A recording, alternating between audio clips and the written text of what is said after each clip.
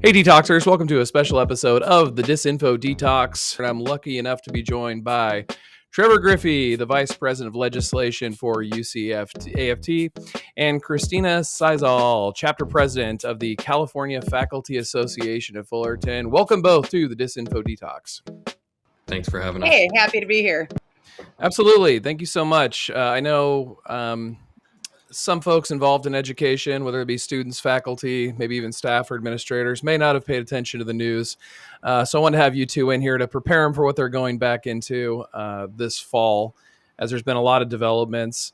And so, some of the things I'm talking about, of course, are funding cuts and new policies and some of the changes in technology. And we'll certainly talk about those. But I want to start with the two of you. What's the first thing on your mind when I ask, there's faculty going back, maybe they haven't been paying attention to the news much over summer. What's something you want to put on their radar? Trevor, we can start with you. Sure. Well, this is somewhat specific to me and my colleagues, but I teach labor studies at UCLA and history at UC Irvine. And the Trump extortion machine that has mostly, but not exclusively, been focused on the Ivy Leagues made a pivot about 3 weeks ago to go after UCLA. So they are now asking UCLA to pay up, reportedly, $1 billion in exchange for release of $500 million of federal grants that have been frozen, that are research grants from the NSF and the NIH. And this is probably for me the biggest issue because it really raises pretty profound questions about labor, about like public schools, about like kind of the academic freedom as well as state autonomy over the schools that it owns. And I have a feeling this is going to be hovering over the UC system and, in fact, maybe the California system for much of the next year. Christina? Yes, I totally agree. I'll echo everything Trevor said and add at the CSU system, we're dealing with budget cuts. Camera. Okay. We're dealing with a lot of budget cuts that are false, right? They're claiming austerity that they don't need. We fought hard to eliminate budget cuts that had been proposed in January by the governor. And now we see the schools, the various campuses still implementing cuts as if they'd actually lost any money. They are reneging on their contracts with our sibling unions, and we are completely stalled in our own CFA contract negotiations. They will just not sit down with us. And so it's a really daunting task, especially in the face of all the federal cuts and the threat of ICE on campuses, to welcome faculty and students back in light of everything happening. And so one of the challenges as we try to get everyone to shake themselves out of the summer haze is, how do we really then mobilize as quickly as possible? Yeah, and Christina, do I have this correct that, the budget was basically still being decided, basically universities, I think this is true of all systems, but we'll stick with the CSU. They basically started creating a budget for a slashed amount of funds that were coming to the institutions, but it wasn't known at that time how much money they were actually getting. So basically they used the threat of a slash budget to justify cutting back things like classes and services. Is that correct? 100%. That is exactly what happened. They began administration. I, honestly don't think it'd be a surprise to anyone listening to this podcast that I think the administration doesn't have a problem trying to increase class sizes and cut the budget on the backs of students and faculty. And so we see them still trying to implement those cuts that they made a plan for, as a contingency, but they want to just implement them permanently at any rate. And there was a survey from Inside Higher Ed just today here on August 20th when we're recording, and it found rising concerns amongst folks in higher ed about financial aid. And I wonder if either of you can kind of speak to why that is, why people are concerned, and in your estimation, should they be concerned about financial aid given some of the changes that have happened in Trump 2.0? think at the CSU level, this is a real genuine threat to educating California. We have about 130,000 students that rely on Pell Grants. That's somewhat like a third, perhaps, of our student population. We're looking at a loss of up to $200 million if Pell Grants are revoked. And there's very few mechanisms to make up for that funding and would still provide an education for our students. When the NIH and NSF grants were cut last spring, we had student workers left unpaid for work they'd already performed. And going back longer, the discourse around the crisis of student debt, I think, has led, younger generations to, newer students to be more conscientious about not taking out debt. It also, though, I think we've discursively failed in not defending the value of a generalized liberal arts degree, and that, that should be funded by society, by the government. And so hopefully within this context, one of the things I'm always looking towards is how do we solve the problem, but also move forward in providing a more affordable education than we were, say, 10 years ago even. And I want to get Trevor's take on that question as well, but I think that's a really important concept that a lot of folks are wrestling with right now. I've been reading a lot of authors who are saying that, one of the contributing factors to why Trump has been able to consolidate so much power is that the opposition really kind of defends gains made of the past, doesn't talk about what we want in the future. And I think what you're describing there is an example, an affordable, if not tuition-free education would be something to fight for. But instead, it's about how much of an increase are we going to be able to allow, or how can we reduce the increase just enough? But Trevor, what's your take? It was only $500, fine, Well, I mean, this is a long-standing dynamic that, Nolan, I think you and I talked about on a previous episode, whereby on the one hand, attacks on higher education culturally are like a central part of right-wing culture wars. But then once in power, what the right does is they start defunding higher education in certain ways, which mostly constrains access to poor and working class people. And many of those people are not people who imagine that the culture wars would come for them.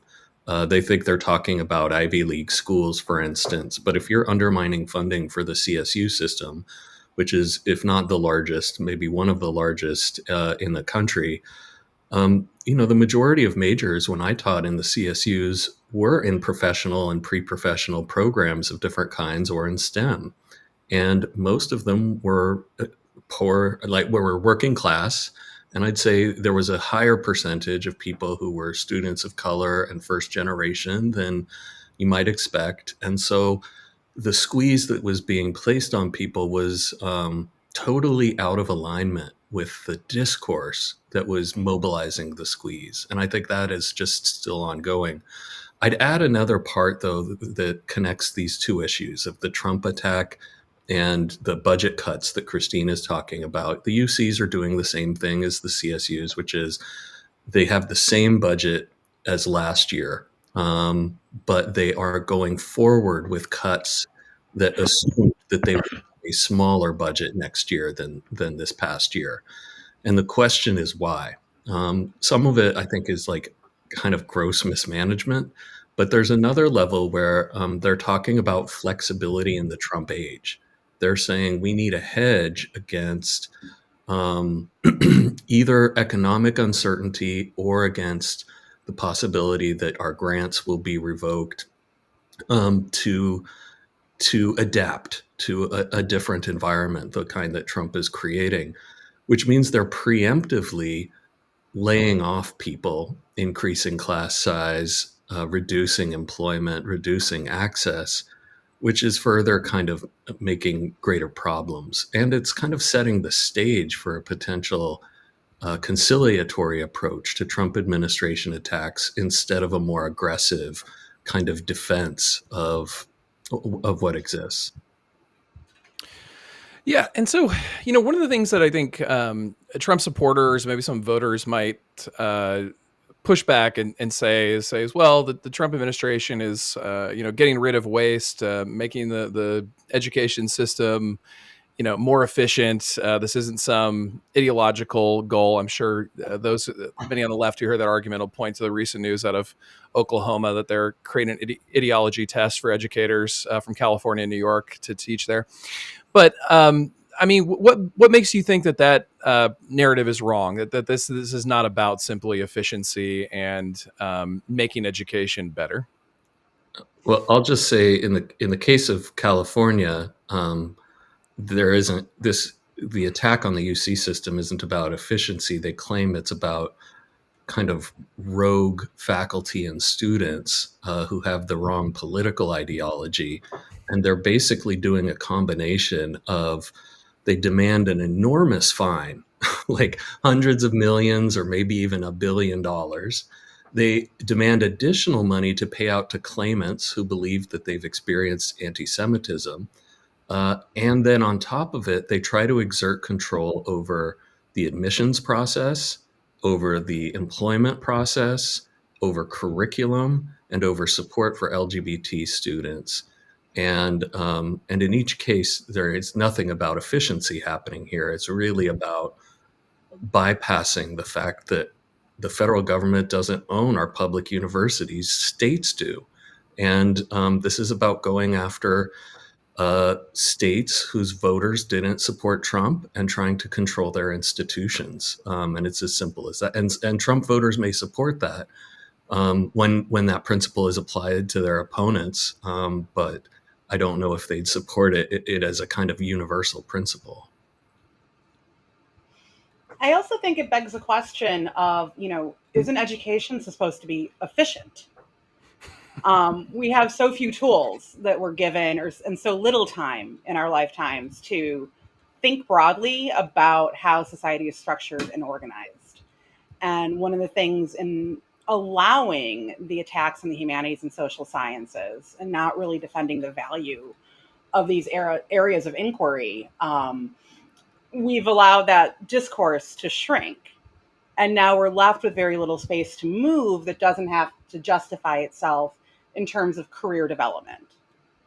And so obviously I want my students to graduate and go on to do amazing work. I'd like for them to afford to live by having jobs, which is increasingly hard to do, right? And even if they are fully employed, it's hard to find housing in California.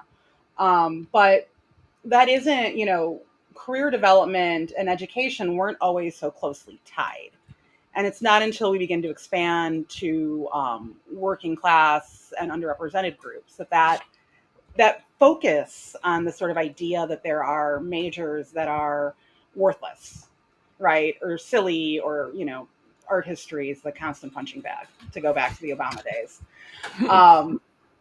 Right? So why, that all I think needs to be reasserted. One of the things I keep going back to as I think about where the CSU is at is what sort of society were we in when the California Master Plan was founded, right? What were the discourses and the concerns that led to the SUNY system, the CUNY system, the CSUs being expanded, right? And that idea of almost tuition-free access being something that we would provide.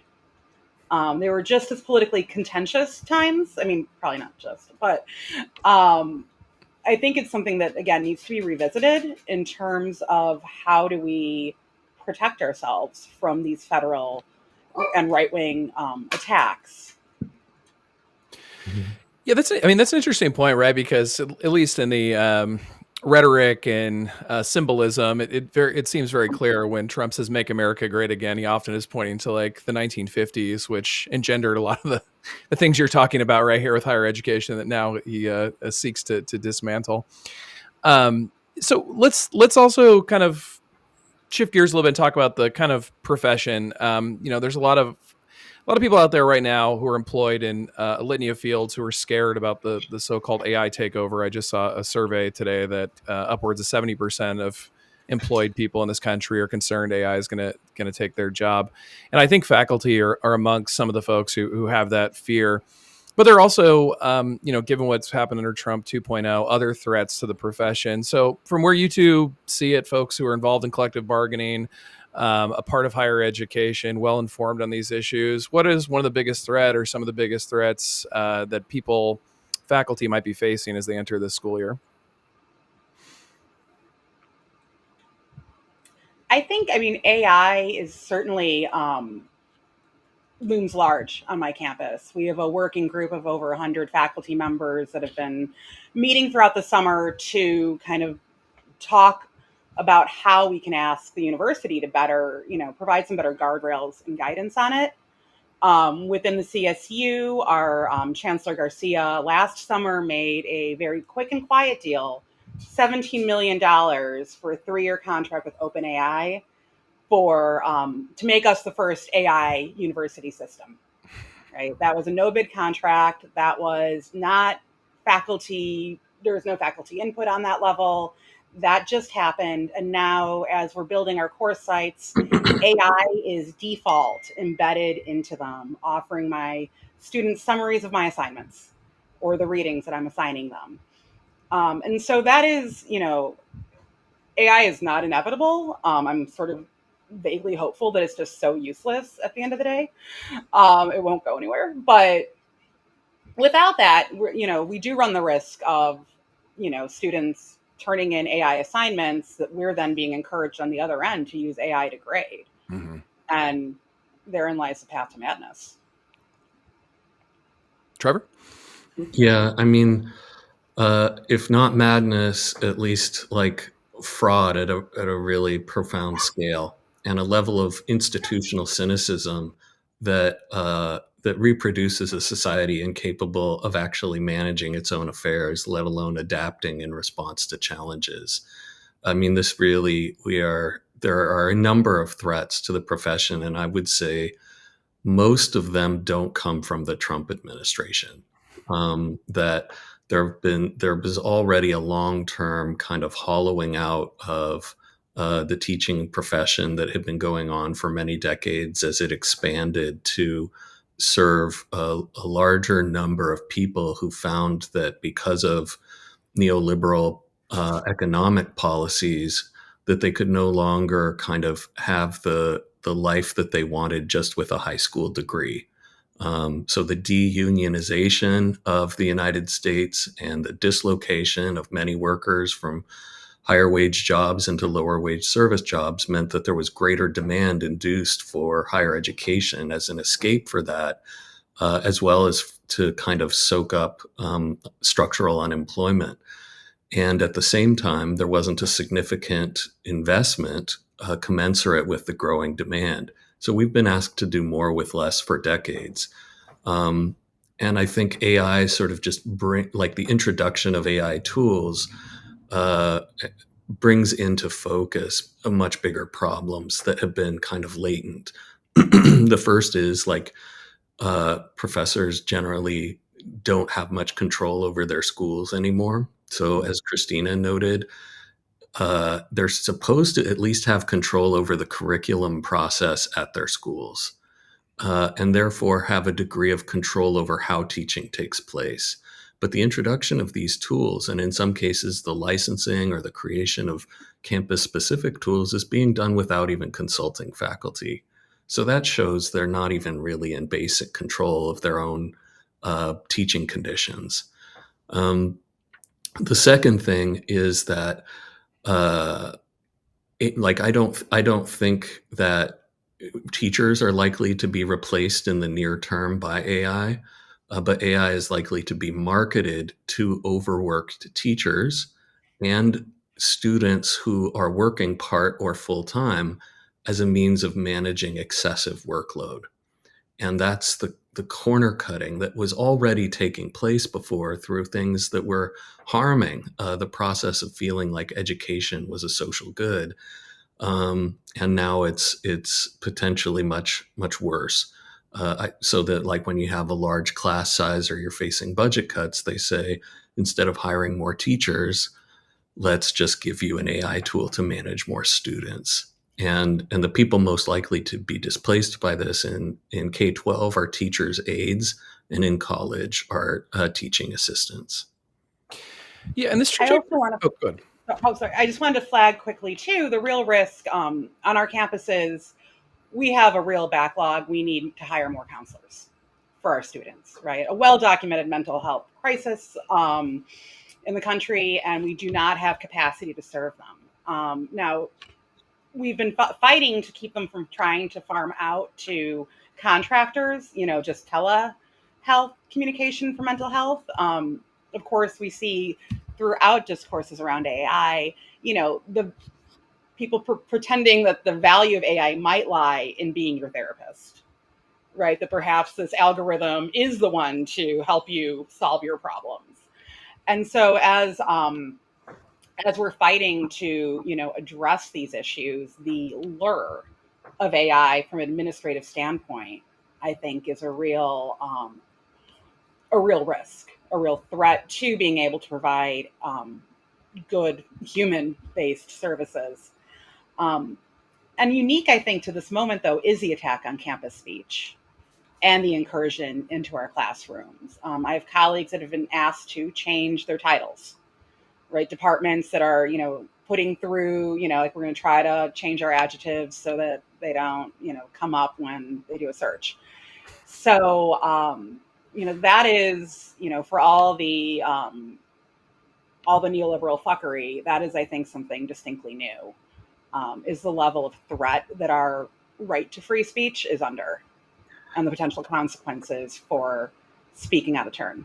Yeah, and I think Christina's also identified a way we can think about AI beyond the classroom as in shaping the whole school's management. So many sort of staff jobs, at least at the direct service level, are organized around student support services. And we had already been seeing before the introduction of generative AI, the use of algorithms and big data sets to try to highlight that, oh, this student didn't attend class or they didn't submit this assignment. Instead of a human being like their teacher approaching them, the presumption is, well, the teacher has 200 to 300 students, so they may not reach out and be encouraging. And we may not have enough staff to reach out and be encouraging. So let's kind of flag students of concern based on different statistical criteria and then like generate an email that then tries to set up a meeting, et cetera. And so imagining how AI gets dropped in, generative AI gets dropped into this is what Christina's talking about, where you not only have a threat to mental health counselors, but to all forms of academic advising and student counseling and certain kinds of support services. And that's really scary. The other is that AI is also a management tool.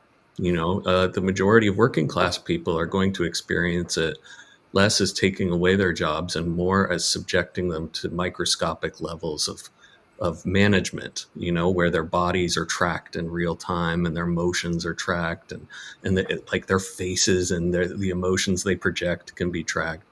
And so in the teaching space, we can see this in terms of the fact that technology introduced to our classrooms to help increase access during a COVID moment can now be flipped and turned into a surveillance tool that is automatically doing the kind of keyword searches Christina's talking about, and all sorts of other things. Yeah, and that's a really good point, right? It's not just necessarily some like Luddite hatred of technology. It's this the ways in which this tech is being utilized, and in the classroom, for example, like you point out, that surveillance is critical. The academic freedom and freedom of speech aspect of classrooms is really important. When educators have to watch themselves, I think students suffer. I think a lot of educators have had to watch themselves in this Gaza moment when folks are getting their careers ruined and they know they're being surveilled. But students too. Students are afraid to speak on things, and as we all know, education necessitates students taking risks and making mistakes, and this is how they learn. And if they think it's a performance that could go out to the world, they're less likely to engage in that way. And then to your point about mental health as well, and I'm reiterating this for a larger question, but to mental health as well, it's very clear, and people on this program are sick of hearing it, but the AI cannot do these jobs, but it's marketed in a way that it can. And you guys kept bringing up how the administrator brain sees it as, okay, this is a replacement for paying a counselor, or teachers have so many students. This is a replacement for like an aide, never asking the question of why teachers have so many students in the first place. One of the questions I think that is kind of being begged there is how did faculty get in kind of this position where administrators have so much power? They're making these decisions, even though faculty are in many cases the majority, and oftentimes are the experts. I mean, they're the ones who write the papers to tell us AI isn't working, but they're getting ignored by the institution they work at that's implementing AI. So how did that kind of, either you want to take on that question of how we sort of got here with an eye toward what we can do to not let it happen again? I mean, Trevor, you want to hit that one up first? Sure. So, I mean, I have been influenced in my own thinking. Like, it started before I think either Christina or I got professor jobs, whether tenure track or non-tenure track. And I've been influenced in the writing of scholars of what they call academic capitalism, who suggest that in response to economic crises, but also tax revolts of the 1970s, that certain kinds of administration were incentivized, and some administrators stepped to the fore to say, we're going to raise more money from donors.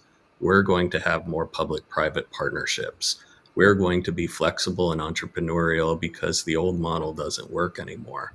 And we've had so many decades of that what it effectively eclipsed was presidents who used to be like philosophy professors or literature professors whose primary interest was in facilitating character development in a conservative sense or intellectual development in a more liberal sense, and replaced them with people who are fundraisers and corporate partnership dealers and other things.